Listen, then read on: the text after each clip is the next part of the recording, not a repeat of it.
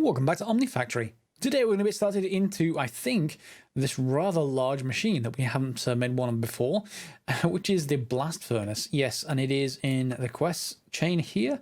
We do actually need this to get any further because we need the aluminium, and it's the only way, as far as I know, to get the aluminium. So I've just got everything rearranged. We've got our lava here. Whoops, I need to just enable that again just to fill that back up. Yep, and I'm just not leaving it open permanently at the moment. I'm just filling it when needed because we're making some stuff with our regular machines. In particular, we're making Invar. So we need to make Invar plates, which I've got here, and Invar rods. Same recipe as all the other metals, so I'm not going to show that part. And once we put the wrench in, sometimes the recipe doesn't show up. We need to make 12 of these at least, so I'm going to take those 12. And let's just get all of this. So then we need to go and combine those, I think, with, do I have a hammer on me? You know, an actual wrought iron hammer? No, I'll just grab one from there. And we can combine these and we'll make heat-proof machine casings. Now, we need 4, so I've made just about enough, and we have some Invar frames spare, so we have those available if we need them again. I'll just take that hammer back and then just leave the wrench. Well, in fact, I may need the wrench back as well. But we've got some of the ingredients here. We've got these 11 heat-proof machine casings. So can I just get a temporary chest of some kind? Let's just actually put this in just so that I can keep these nice and stacked. Let's put the Engraver frames in. Not that I'll need those for assembly, but I will need the heat-proof machine casings. For our next trick, we're going to need a bunch of cupronickel wire. Now, cupronickel is just nickel with copper, and you combine those in an alloy smelter. You're going to need a 2 full stacks of it, I think. So if we combine these two together, you get 2 times cupronickel wire. And if we just wrap these around here, you'll see, oh, well, let's just balance the grid that way. We'll be able to get 8 of these coil blocks. Well, if my wrench hadn't run out, we'll get 8 of these coil blocks. However, the quest requires us to get more than that. It requires us to get, how many is it? 16 of these. So we're going to require a double what I've got, and I just processed 1 stack. So I'm going to have to go and make another stack, which is not too hard. I've got some nickel cooking up, and we just need to combine that in an alloy smelter to get cupronickel. And it is 1-to-1, so that should do for, I think that's going to be 1 stack. Yeah, it's going to be 1 stack. So I may need another stack as well. I can't remember exactly how many stacks do we need. Let me just double check. So cupronickel coil block requires, we need 16 of them, and they require 8 of these. Okay. But each one, I think it takes 4 ingots to make 1 grid like this. So it's 4 times 6. So yeah, we require a full stack of cupronickel. So we've got that coming up, and then we can just drop this and put it into the wire mill, and that will go make our basic version of the wire, which we can duplicate up, so it's going to be turned into about half of what it is, what it started with. So we need that cupronickel coil block, which means I'm going to need another one of those wrenches, another one of these wrenches, and that is just going to be wrought iron times 6 along with a hammer, and I've got some iron, so we can just get 6 of that, turn into the other type. Yep, wrought iron. And I have a hammer? Yeah, I do. So that should be easy enough to craft. Let me come back. In fact, let me just craft that now. Let me just grab those 2 back for a second. And then we'll have this and you. And we've got another wrought iron tool. We'll use the hammer. So that should give us 8, which is exactly half of what we need. And when the rest come in, we'll grab the other half. And they're all in position, so we just grab the other half. So that's 16 of those. That's that done. Good. And we may need more depending on what that electric blast furnace controller needs. So let's just go for that electric, because it's the core of this whole thing. Electric blast. Yeah, let's just grab that. Looks like it is one of those heat units, one of the heat-proof machine casings, and it is, so we're going to need that done. But I think, did I make exactly 11? Did I make 12? I made 12. Haha, I didn't intend to do that. In any way, we need 2 tin cables, we need 3 circuits, and I've got some left over from last episode, and 3 furnaces, and that is actually going to be relatively easy. 2 furnaces, we already have those. Let's just get 8 more, or ish, And what the rest of it? Tin cable, wasn't it? We don't need to worry about the tin cable just yet. We'll get that soon enough. I may even have some spare left over for that kind of thing. I do want the furnace to get started with, though. Let's just spread that out, take the middle out, and we've got 3 furnaces. And then you just need 3 circuits, something like that. One of the heat proof machine casings. And they can go there, and then I just need 2 tin cable. Do I have any in here? That looks like 2 tin cable.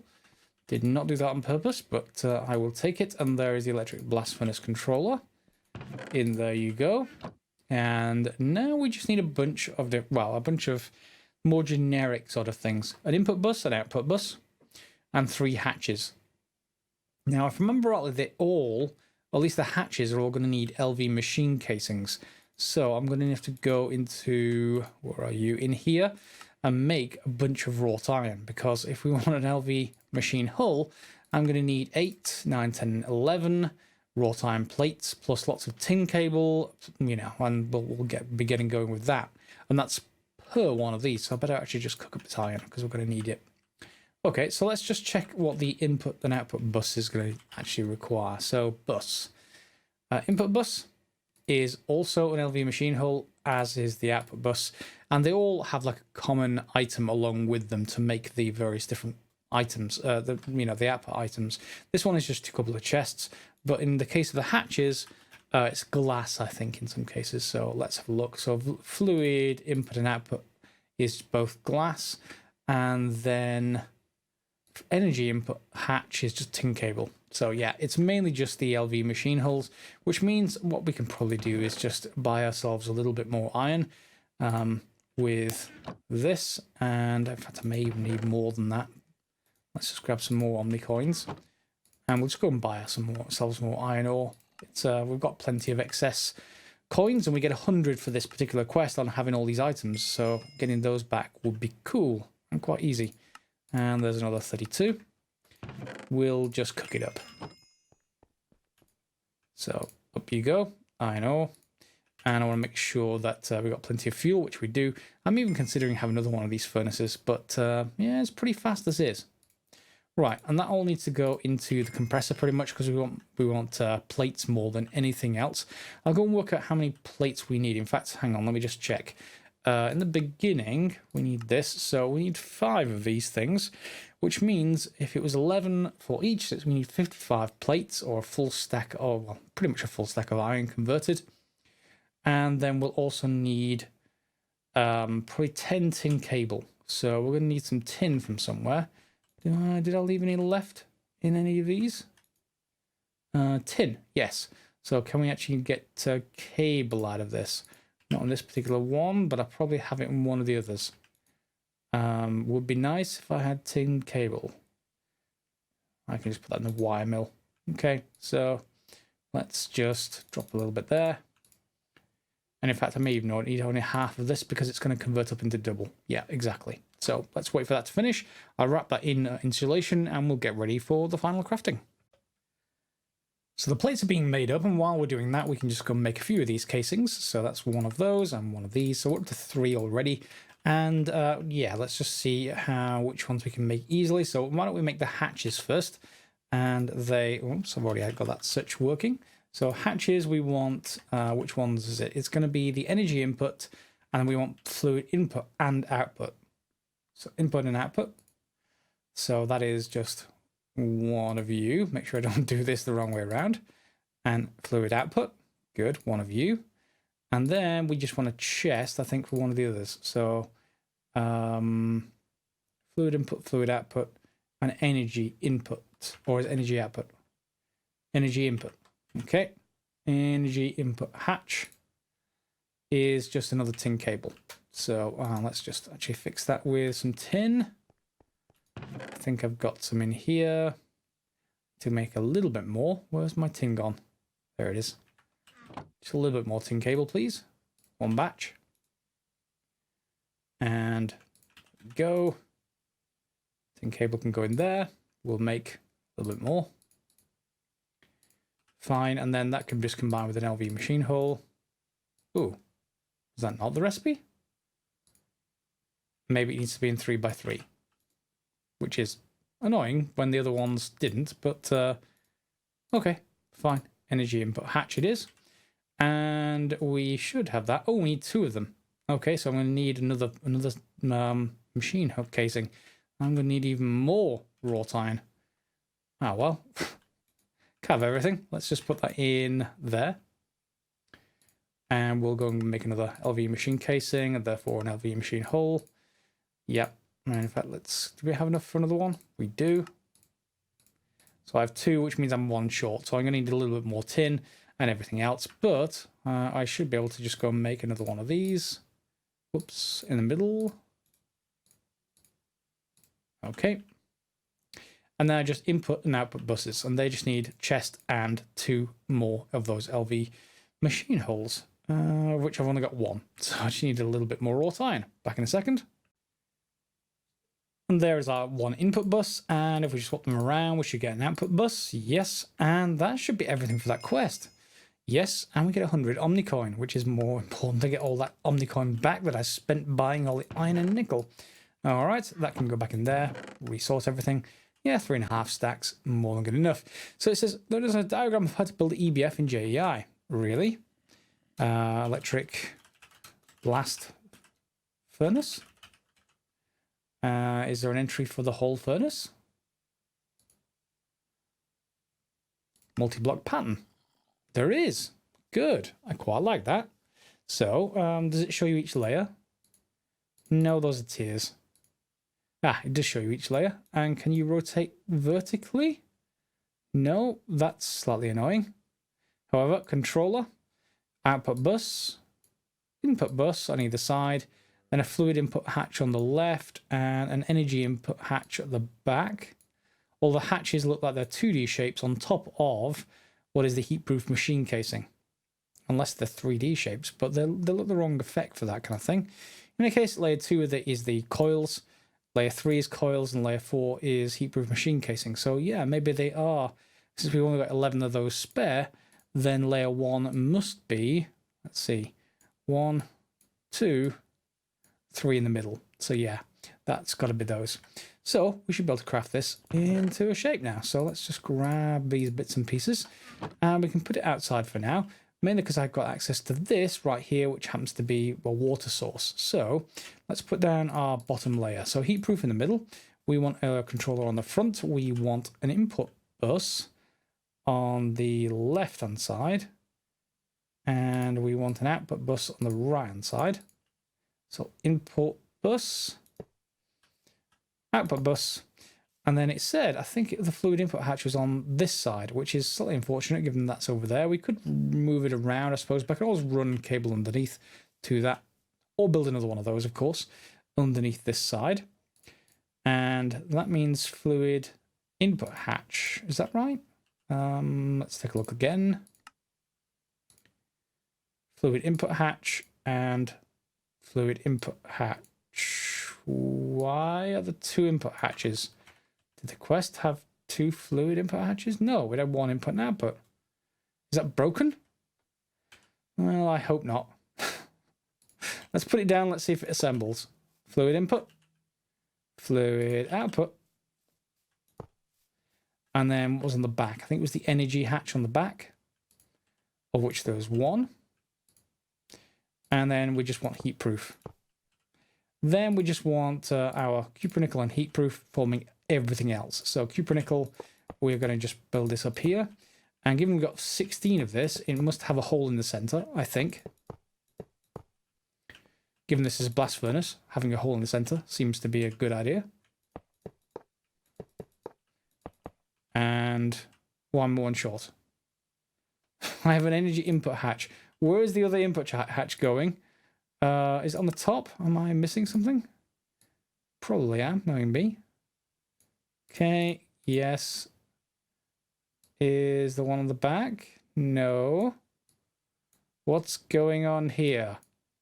Nope, those all look like the same block. That's not particularly nice of you. Input bus, fluid input, heat proof, fluid input, again, weird. And what's in the middle then? That's a heat proof machine casing. Is that not what I built? 1 second. And yes, thankfully the quest does say the electric blast furnace does have some flexibility in the layers, so we can add different things in here. For example, what we can do, I think I'm just going to take this out. You'll see why in a second. I'll take that out up there. Okay, I'm going to put the heat casing up there. I'm going to put the energy hatch down here. Oh, did that just break into something I did? Oh, no, I've just got something else. That's fine. Thought it broke completely. Yep, I'm going to have our energy hatches back here because we're going to need to input some energy into it to get it to work. If we have a look here, it's a valid structure, which is fine, and it can take currently up to 128 EU per tick, but we can't supply that. So we can supply 2 times, I guess, 32, if that's what we're actually supplying, by putting some conductive iron cable together. So do we have a conductive iron ready yet? Yes, we do. So we can get that made up into conductive iron wire, I think. Yeah, and then we want conductive iron cable. Yeah, so we should just be able to take some of this wire. And then do we duplicate this before or afterwards? Let's just take the uses.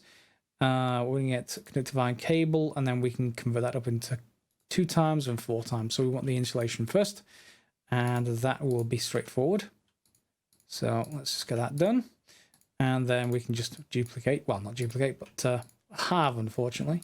And we end up with 2 of this 4 times cable. So we're going to need more of this. And I've got a hole dig in the wall at the back here. We're going to feed from the output side of our CEF out towards the back. And let's just refill you because we're going to be needing your energy. And there we go. So do we have enough to wrap all of that? Probably not. So let's just grab a little bit more. And let's just convert it all over. So 24, as you might imagine, this is going to produce 6 total. Okay, and we've got 8. Now, is that enough to get to these? Probably not, but no, in fact, it's not going to be, but we're going to have it connected like this. And we can actually go through the bottom of the window there, or just next to the bottom of the window. Oh, actually, is that going to be the output? I think it has to go behind that sort of. We don't want to connect necessarily to this side of that. I'm not going to sure if that's a problem or not. Usually if it is a problem, then yeah, let's just actually make a little bit more and go 1 further out, so we don't even have that blocking problem with the window. So it looks a little bit ugly when you do that. And we'll just run it back here. So we're going to go from this way and out through the wall. Once I get a little bit more conductive iron, it seems. I just need some iron and redstone for that. I'm going to need even more, but let's just convert this over as is. So it is just 2 of those in an alloy smelter, I think. 14 and 14. That'll convert across just fine. Okay, all hooked up. So the next quest actually wants us to make aluminium, just 1 ingot. So I have 18 aluminium dust here. Not sure how I got it. I must have got it through one of the previous processes. Wasn't anything I explicitly did.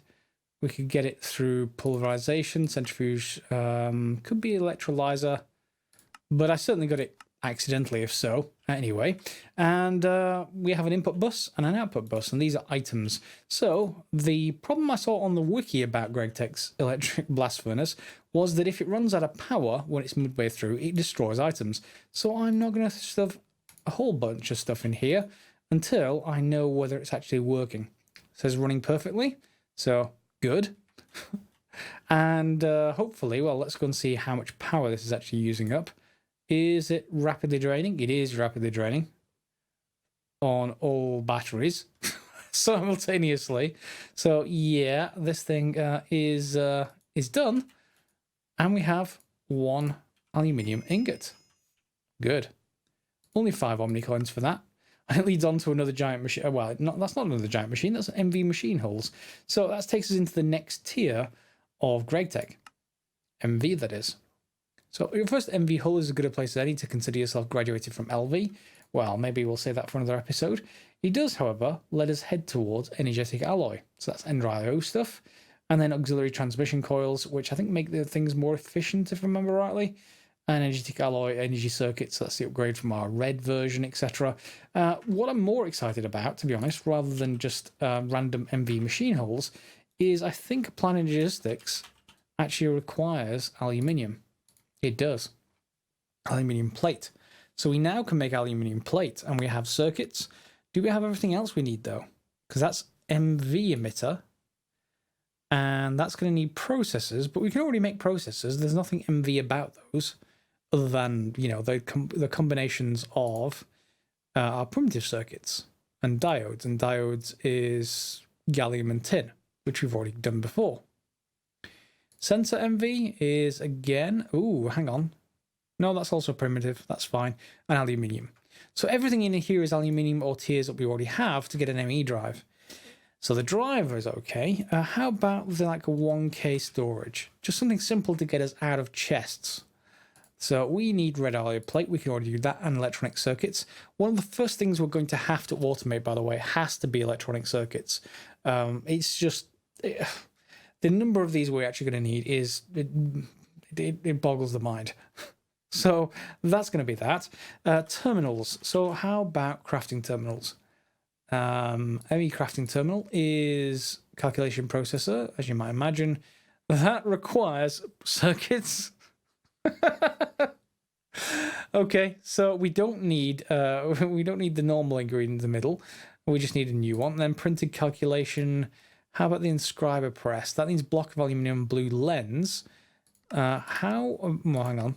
Center of meteorites, but I've not seen any. We can get a meteorite compass for that.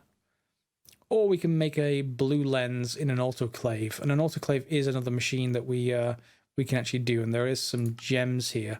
We just need lapis, actually. Yeah, lapis or sapphire. And I've already seen sapphire, so that's not too much of a problem. Which means we're going to need an autoclave, which requires a couple of circuits. Again, electric pump, LV machine hull, steel plate, and glass. That should not be hard to make, and I think that's the subject of another quest. We'll have a look over on the right-hand side, down here. Just after making our first tier 2 circuits, tier 2 circuits, which is a processor, we then have an autoclave behind, sorry, not there. The autoclave is over here, I'm sure it is. There it is. Yes, it's up further up.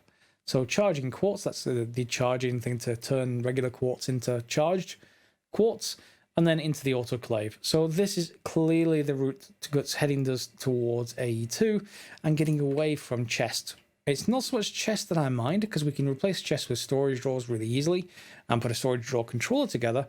What I really mind is lack of automation of crafting. These work tables are okay, but yeah. The whole pack wants us to get fairly early on into AE2 for the autocrafting. In fact, it doesn't even enforce channels, which means it's much easier to do autocrafting. So we'll get to that as soon as we can. I should also note that I haven't connected any water to it, and especially now it's not hot, but I assume that we can just turn water to steam by running it through an electric blast furnace, because there'd be no other reason for input and output hatches unless it was molten metals. So I'm assuming that's the case. I don't know. I haven't looked at the wiki that much. So if you do know, put in the comments down below for other people who are watching, in case they want to hook things up. I just remember a vague rule about not hooking up cold water to a hot furnace, otherwise explosions and wonderful stuff. And you need more energy, but you are done with aluminium ingots. So yeah, I can leave the energy recouping. Wow, it drains energy quickly. Yes, let's feed in a little bit more. And that's good enough for now. So yeah, aluminium done. I'm going to get on with, I think, making some circuits. So I'll do that off camera. We're going to make the circuits because I want to get through the charger. Is there anything I actually need in this thing? Charger. It is dark steel, which we can make. Certus quartz plate. I've not made those before. Is it just Certus quartz? Yes. In a compactor. Okay, that looks a little bit grey for Certus quartz. Is that just me? Maybe it is just me. And we can get that from Certus quartz ore, but I think I already have some of that, so we can probably make a couple of plates easily enough. Do I have any Certus quartz? That's nether quartz. Do we have any Certus quartz ore? Oh, yeah, we have some Certus quartz, so a couple of those. And let's put them in the compressor. Will you compress into plates? You will not. That's annoying. Let's just see. Compressor. So quartz dust will go into plates, and dust is presumably just pulverized. Yeah, sort of. Can I not get to that straight from Certus quartz itself? Seems like an odd decision. Centrifuge. How very odd.